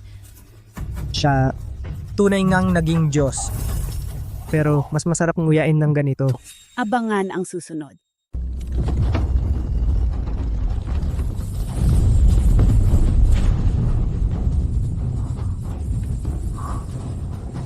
Imposible! Matatalo ako sa isang sanggol? Huwag, ito ang formasyon ng pagbabalik ng daang taon.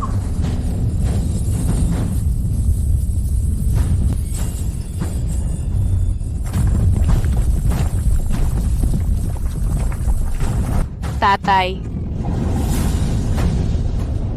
Huwag mong sasaktan si tatay.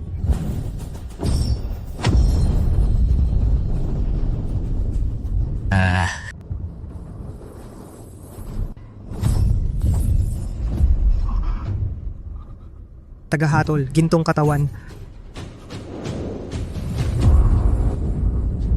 Ang kapangyarihan ay parang dagat. Ito pala ang anyo ng isang banal na santo. Hindi pwedeng pilitin. Masyadong matindi ang kapalaran ng batang ito. Magbabago na tayo ng paraan.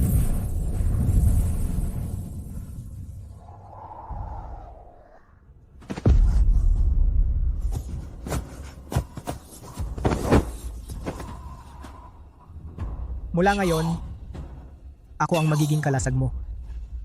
Huwag ka nang magpakamatay ng ganyan. Ako rin, ipagtatanggol kita, tatay. Walang sino mang pwedeng manakit sa'yo.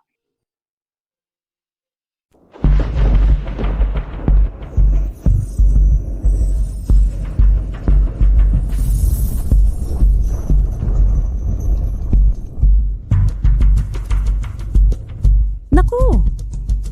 Sinong may lakas ng loob na hawakan ang anak kong babae? Tatay, hari ng impyerno.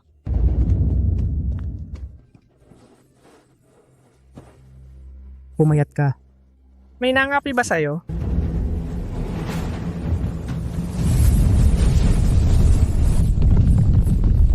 Mortal, lumayo ka sa kanya. Anak ko siya. Mga tatay, huwag kayong magalit. Giyera ng mga ama.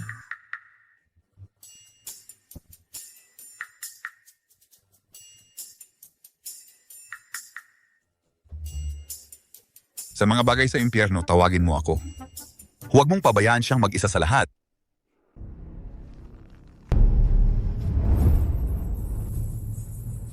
Ang presensyang ito, narito pa rin. Ipagpapatuloy. Nagkagulo ang daigdig. Sasamahan niya ako pabalik sa impyerno para alagaan ang kaluluwa niya. Ang hukom ay talagang para sa impyerno. Pagbalik doon, saka pa lang siya magiging nasa tamang pwesto. Ayaw niyang umalis.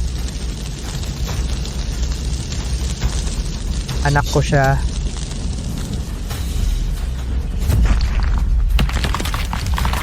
Mapoprotektahan siya ng impyerno mula sa lahat ng kapangyarihan para iwasan ang mga ito sa mundo. Maruming karma. Pero gusto niyang lumaki sa mundo. Masdan ang pag-ikot ng mga panahon. Tikman ang iba't ibang lasa ng buhay. Ito ang tunay na pagiging buhay. Kaya mo bang protektahan itong nagugulong karma ng 3 daigdig? Kaya kong protektahan siya. Ayaw ni Noo-Noo na maghiwalay tayo. Yung isa, magtuturo sa akin na maging hukom. Yung isa, sasamahan ako kumain ng candy. Gusto ni Noo-Noo ang dalawa.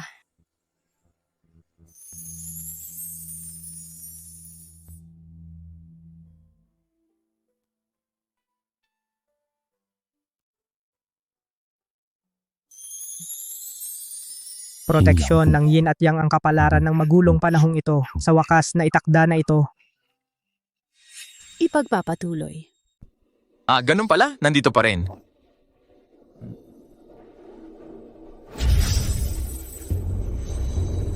Tatay, kumikinang ka. General na tagapag-alay ng kaluluwa. Kapag nasira ang mundong ito, magkakagulo ang 3 daigdig. Ako ang magbabantay.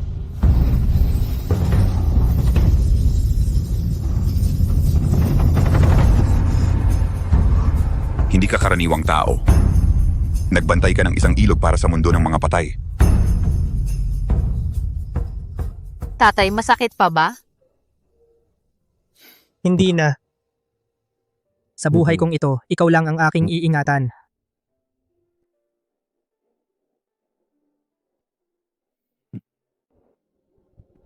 Ang utang mula sa lumang digmaan ng Guishu. Sinisimulan ng singilin. Ipagpapatuloy.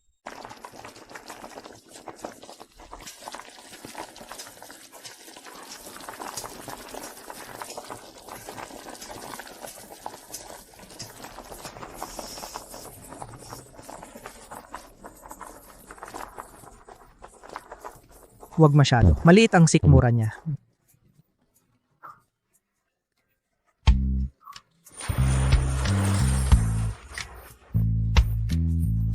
Hamog ng impyerno, pampalakas ng kaluluwa. Nagsisimula na naman, ganito na naman.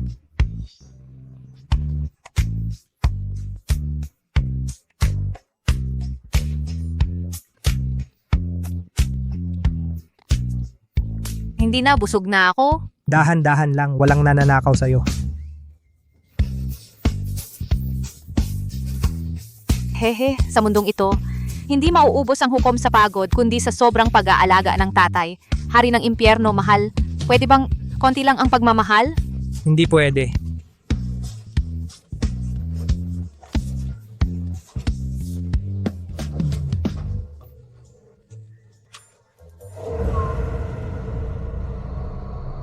Tatay! Ang hangin, malamig, medyo mapait.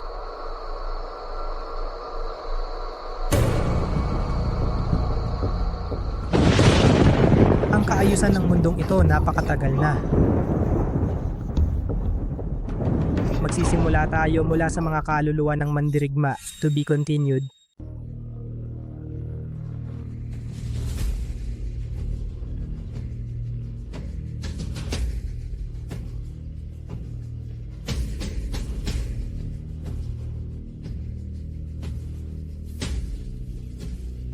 Panatilihin ang kalmado ng mga sundalo. Ako ang puputol sa pinagmumulan ng masamang hangin.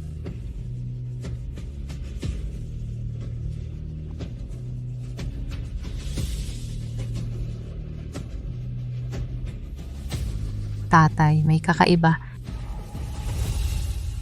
Hindi sila nakikipaglaban, nakakulong sila, naghahanap sila ng daan pauwi. Naputol ang ugnayan ng sanhi at bunga. May taong gumagamit ng dahas sa labas. Binabago ang daan ng mga kaluluwa ng mandirigma pa uwi. At Star, hilagang hangganan. Ang matandang konstelasyon na matagal nang nawala. Ninakaw niya ang mga kaluluwa ng mandirigma bilang handog. Nakatuon na sa kanya ang masamang konstelasyon ng hilagang hangganan. Bago mahuli si Pei Guanxing. Kailangan nating paigtingin ang depensa. Maaari nating protektahan siya pansamantala, ngunit hindi habang buhay. Siya ang anak ko, si Su Jingyi. Meron siyang linyang dugo ng kaluluwa. Hindi niya kailangang itago. Kailangan niyang matutong tumayo sa larangan ng digmaang ito.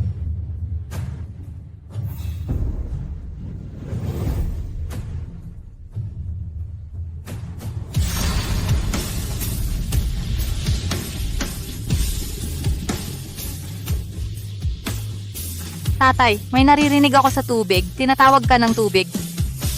Naku, ang linyang dugo ng kaluluwa at nagkaroon ng resonansya sa aklat ng buhay at kamatayan.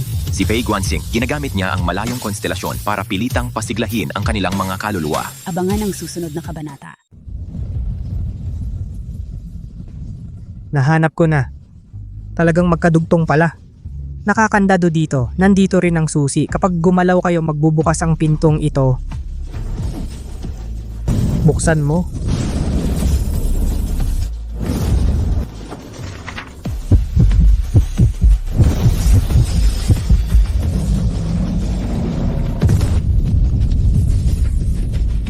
Ay,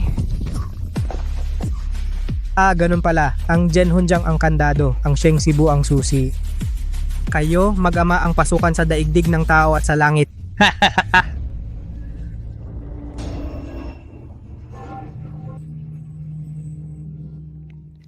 tatay, nakikita ko. Kaya ko silang pauwiin. Walang makakapigil sa akin. Natatakot ka ba? Hindi, ang lahat ng kinuha ng masasamang tao, babawiin ko ng walang natitira. Isang-isang bawiin. Nagising na ang lahi. Kinilala na ng libro ang may-ari. Ang ugnayan ng daigdig ng tao at impyerno. Ang tunay na laro simula pa lamang. Ipagpapatuloy.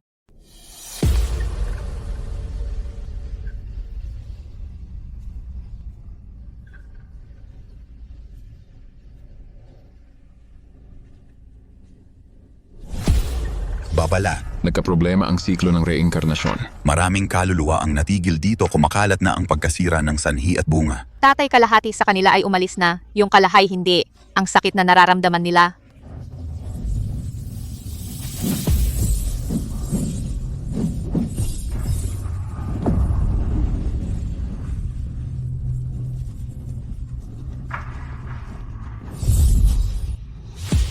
Hukbong tagapagpatahimik ng kaluluwa. Makinig kayo. Humanda sa labanan. Patayin sila, patayin sila. Tatay. Tatay, kanina parang ibang tao ka. Mga mandirigmang kaluluwa mula sa nakaraan. Sa wakas, muling babangon mula sa dagat ng dugo. Babala ng batas ng impyerno. Magbabago ito ng sanhi at bunga, hindi na mababago ang mga kahihinatnan. Kahit anong parusa o palo ang abutin ko, tatanggapin ko lahat, hindi na sila makakahintay pa.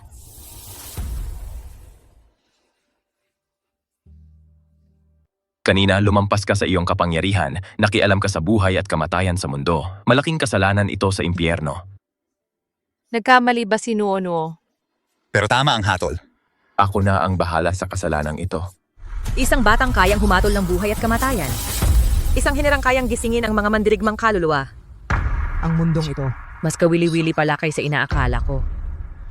Talaga nga. Ang tunay na kaaway ay kayo. Ipagpapatuloy.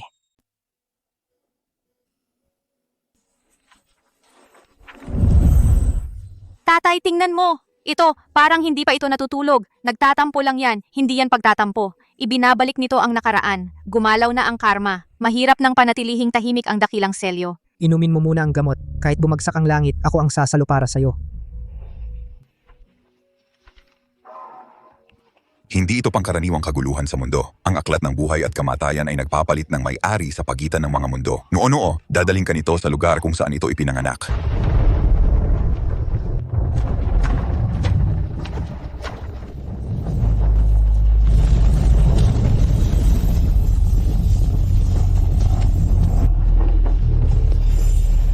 Ang ganda, parang mga bituin sa langit. Iyon ang landas ng buhay at kamatayan ng lahat ng kaluluwa. Isang maling hakbang at wala ng pag-asa.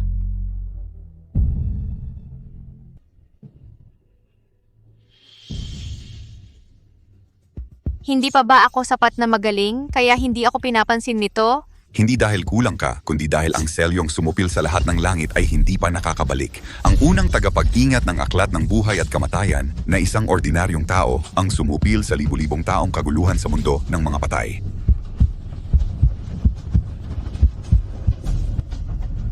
Naku, 10% compatibility, halos perpektong pagkopya ng lahi.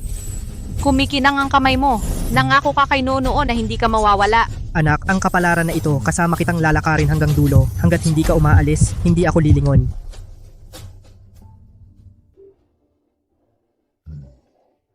Ang posisyon ng tagapag-ingat na nakabitin sa loob ng 3,000 taon, sa wakas ay naibalik na sa tamang lugar. Ganito pala. Ang susi ng aklat ng buhay at kamatayan ay wala sa kapangyarihan kundi nasa dugong magkasamang dumadaloy. Kung ganoon kalalim ang pagmamahalan ninyo, ako mismo ang kukuha nito. Abangan ang susunod na kabanata.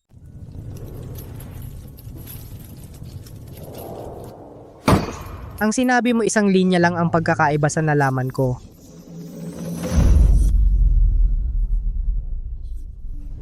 Ikaw. Paano mo nalaman na narito ako?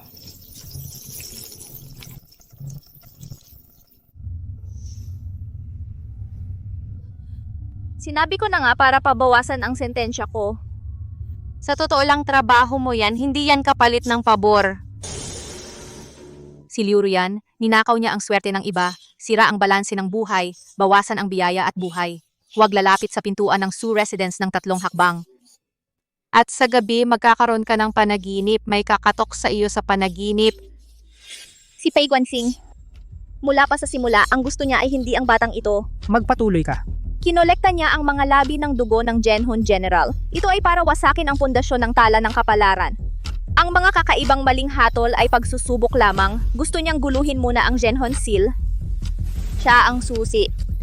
at si Su Jingyi ang pintuan. Sabi ko na nga ba, hindi pa tapos ang usapan. Ito ay hindi isang kaso lamang. Ito ay isang linya, noo-noo. Sa loob ng dugong ito, ang nakakulong na bagay ay magigising na. Nunuo. Napanaginipan nga ng tatay ang ilang mga nakaraan. Ang labanan sa ilog ng impyerno, ang tala ng kapalaran sa dibdib. Akala ko talaga yon ay mga labi ng nakaraan mula sa digmaan. Sa hinaharap, huwag kang magtago ng sikreto sa akin. Magtutulungan tayong magbantay. Sige. Pangako sa'yo ng tatay. Pangako sa'yo ng tatay. Napatunayan na ngayon. Gusto ni Pei Guanxing na gamitin ang dugo para palitan ng kapalaran. Tingnan natin kung may buhay siyang tanggapin ang lambat na ito. Abangan ang susunod na kabanata.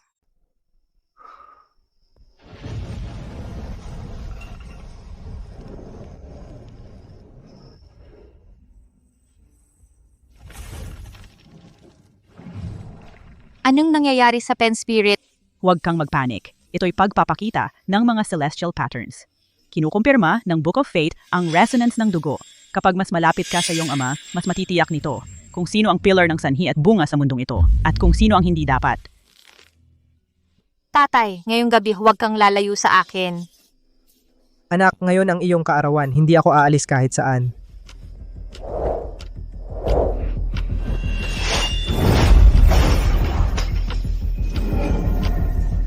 Nagsimula na nga. Ito'y hindi pagdiriwang ng kaarawan. Ito'y paghahangad sa life seal ng Panginoon. Ang labanang ito ngayong gabi ang magpapasya sa lahat. Kapag mas malinaw ang resonance, mas tumpak ang pagtukoy sa linya ng dugo. Su Jingyi, makakaya mo bang protektahan ang kanyang kaarawan? At ang iyong sariling kaluluwa?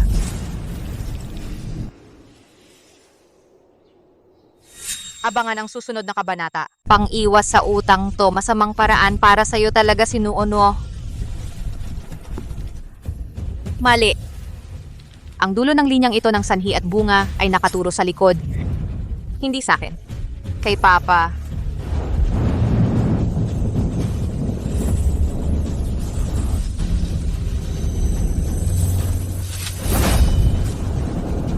Shendu, narito.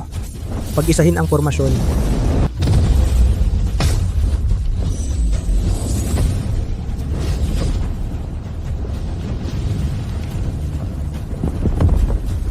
Ang sining ng hari ng impyerno, mas mauna pang magulo kaysa sa selyo ng kaluluwa. Masisira ang plano.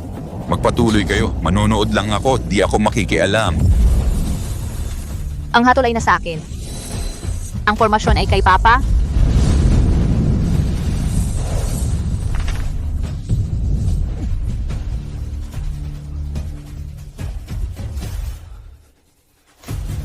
Hindi na ito ang daan. Tandaan ninyo ang hatol at pormasyon ngayon para ito'y magtagal.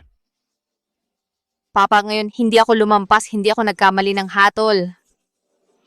Oh. Ngayon, magkasama tayo.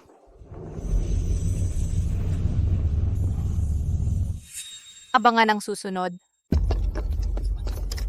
Bilis, sinabi ng hukom. Ang sinumang makakita ng pulang ilaw ay nakalista sa mga dapat mamatay. Narinig mo ba? Sinumang ituro niya ay hindi na makakakita ng bukas. Tigil na, umuwi na tayo. Mga kasinungalingang nagpapaligaw. Sa liwanag ng araw ay naglakas loob magpanggap na may utos na maghukom. Wala na bang batas dito sa kabisera? Inyong kamahalan, inabot ako ng buong gabi para makuha ang 3 salaysay ng mga bilanggo, pati na itong kahong itim. Ang mga simbolo sa loob ay kakaiba, parang may masamang salamang ka.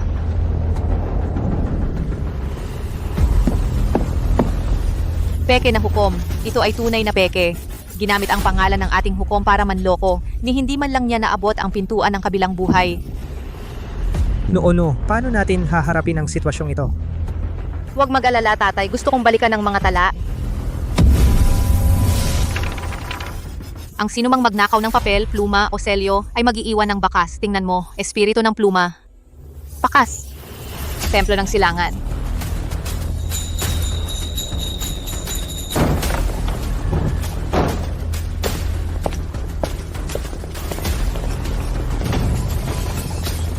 Kaninong kapal ng muka? Ang naglaro ng ganito sa harap ng emperador?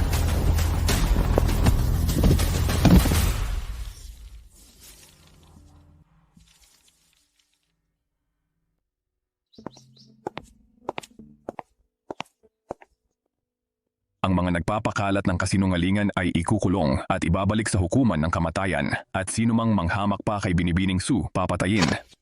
Tatay, hindi na nila matatakaw na tawagin akong masamang bilog. Sino mang muling tawagin? Ako mismo ang magpapa na hindi na siya makapagsalita habang buhay. Ipagpapatuloy.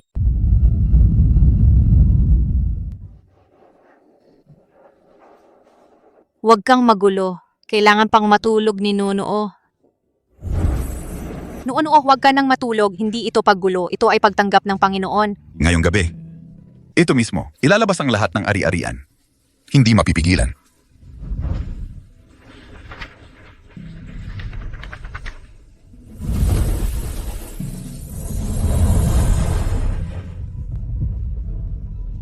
Ang pangunahing tatak ay hindi pa kumpleto, ang dugo ang magiging batayan. Kailangan subukan. Tatay, nangako ka na hindi ka mawawala. Narito ako kahit na mawasak ang kaluluwa. Tatay, di pagtatanggol ka rin. Sa paghuhukom bilang pangunahin, sa pagbabantay bilang pantulong, isang tao ang direktang maghuhukom, isang tao ang magbabantay. Sa ganitong paraan, hindi magiging bias o magulo. Tagumpay. Mula ngayon sinuunwo ang Panginoon. Si Tatay ang tagabantay. Ang mga patakaran ng impyerno, sa wakas nag-ugat na sa mundo ng tao. May utos ang emperador. Makinig ang lahat ng tanggapan sa kabisera. Ingatan si Nunuo ng buo kung may mga bala, parang dinusta ang aking sarili.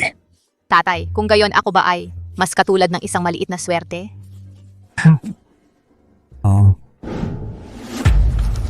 Pagpapatunay ng tunay na kapangyarihan. Sujingi. Ikaw ang naging tagabantay na ito. Kaya naging sinuuno ang tanging kahinaan. Ang kaayusan ng hukom. Ipapakita ko sa iyo kung paano ko ito sisirain. Ipagpapatuloy. Papa. Mabait ang Nunuo. Wala lang papa, sumikip lang ang puso ko. Hindi maganda. Yang matandang tusong Pei Guansing, hindi na siya nagpaligoy-ligoy. Binabangga niya ang kandado ng kaluluwa mula sa malayo. Gusto niyang simulan sa tatak. Buksan muna ang pintuan ng impyerno para maluwag. Diretso niyang huhugot ang kaluluwa ng matanda para mailabas.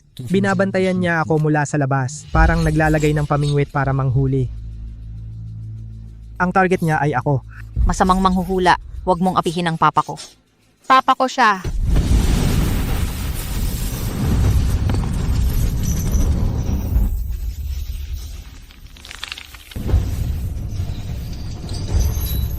Nakandado, mas mahigpit na ngayon kaysa dati.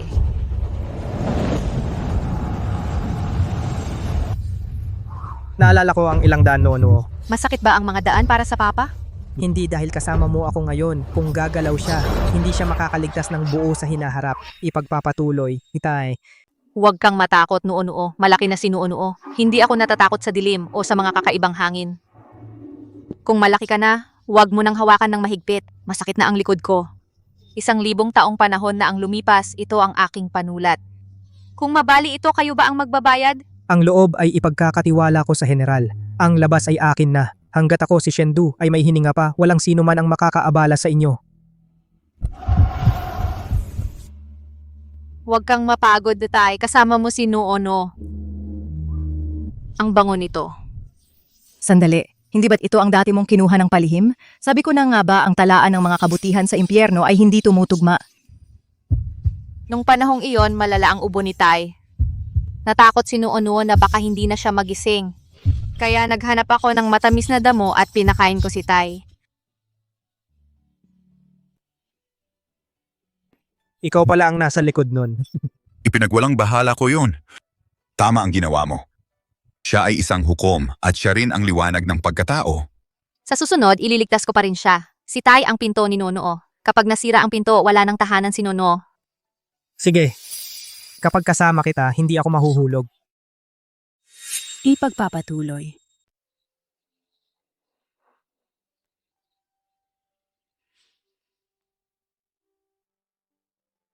Humingi ng tugon ang hukumang espiritu. Hindi ito pagsamba. Ito ay pagkilala. Kinikilala ka nila, pero hindi sila maglalakas loob na lumabag sa hangganan. Tatay, muling nanggugulo ka ba? Hindi. Nandito ang iyong tatay. Narito na ang mga hukom. Lumayas na ang dating kapangyarihan. Mula ngayon, hindi mo na kailangang gamitin ang iyong buhay upang punan ang mga sanhi at bunga. Magtayo ng templo para sa hukom sa may kalapit na lungsod ng Kabisera. Itanghal si Sunuonuo bilang biyaya ng bansa upang mapanatag ang kalooban ng mga mamamayan.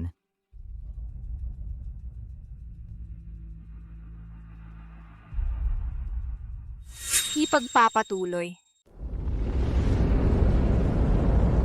Talaan ng buhay at kamatayan, sundin ang aking utos. Ang pangunahing pwesto ay nagkakaisa. Gusto niyang agawin ng bahay. Nuo-nuo, tulungan mo ako. Hindi mo maagaw kay Nunuo yon. Umusog. Su Jingyi, maingatan mo siya ngayon, ngunit habang buhay mo ba siyang maiingatan? Kapag gumalaw ka, huwag ka nang umasang makalayo. Ngayong gabi, kayo na ang mag-ayos ng kaso ninyo, hindi ako makikialam. Tatay, iabot mo ang kamay mo.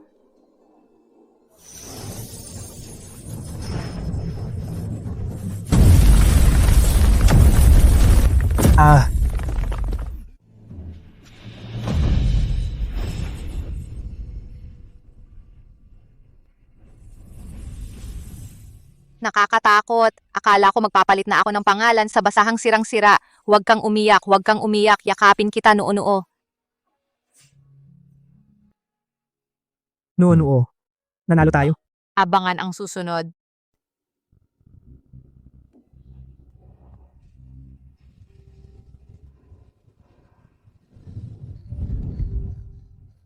Huwag kayong magsiksikan, isa-isa lang. Pumila kayo, hoy, ikaw. Huwag kang mag-attempt na sumingit sa pila. Mula ngayon, ang bawat mundo ay susunod sa sarili nitong landas. Hindi na kailangan pang umasa sa labanan sa mundo ng tao upang punan ang mga butas. Kaya si Nuo-nuo, sa hinaharap kailangan bang matuto ang maraming bagay? Kailangan mong matuto. Pero hindi kailangang magmadali. Bata ka pa.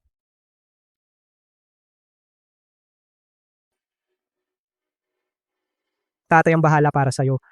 Dahan-dahan kang matuto.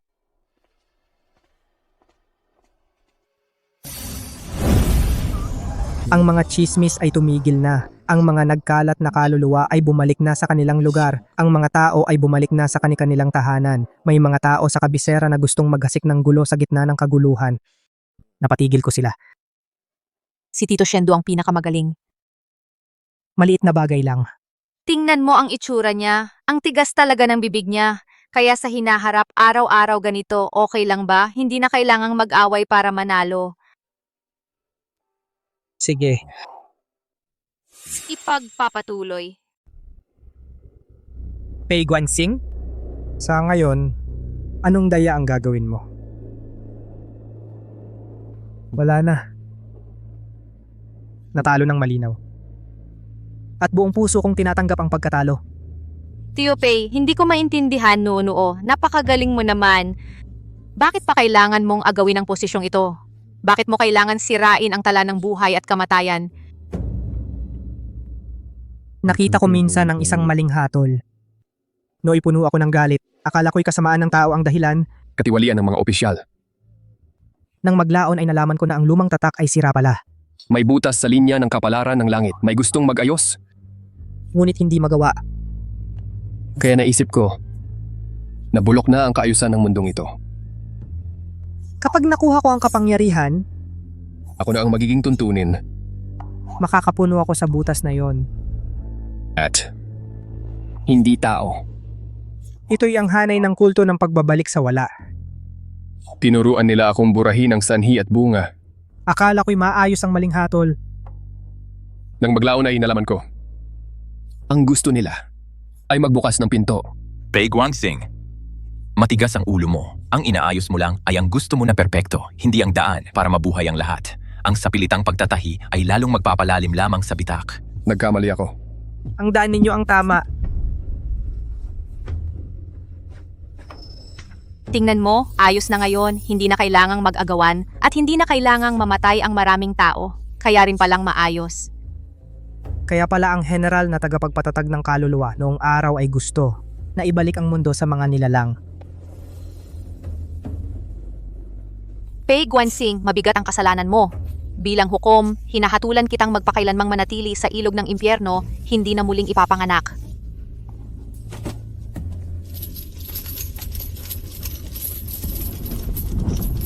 Ang matigas ang ulong ito sa wakas ay huminto na sa pagiging matigas ang ulo. Kuya Penulis, sa totoo lang, napapagod din ang masasamang tao. Nuwa-nuwa.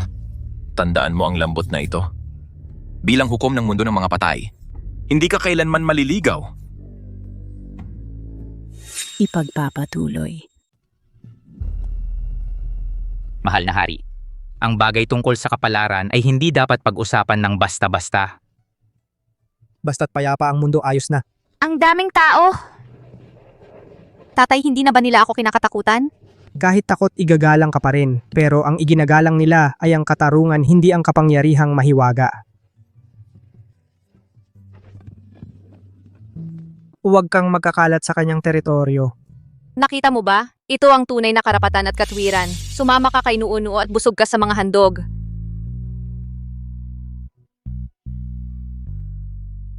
Lola Su, dapat na tayong umalis patungo sa kumbento sa labas ng lungsod.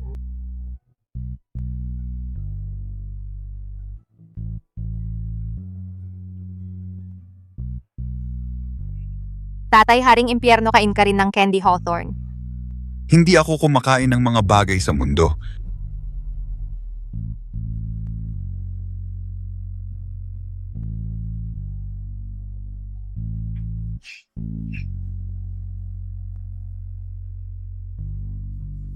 Tatay, ito ba ang katarungan na gusto ng lahat? Oo, ito ang kaayusan na dala mo. Abangan ang susunod.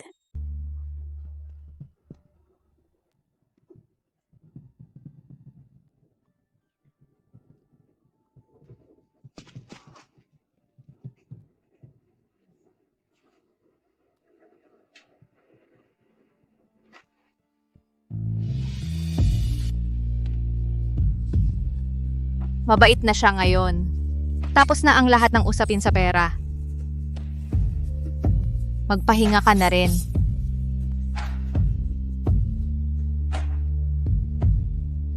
Isa, dalawa, tatlo, apat, lima, anim, pito. Tatay? Parang hindi na ganon kalakas si Noono. Ano sa palagay mo? Hindi na ganon kabigat tulad ng dati.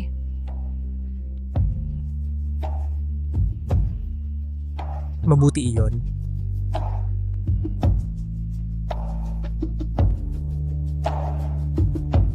May mga nagtangkang baguhin ang tadhana. May mga pumiling ingatan ang lambing. Sa huli, naalala ng mundong ito. Tiyaanggan, hindi sa Diyos kundi sa pag-ibig.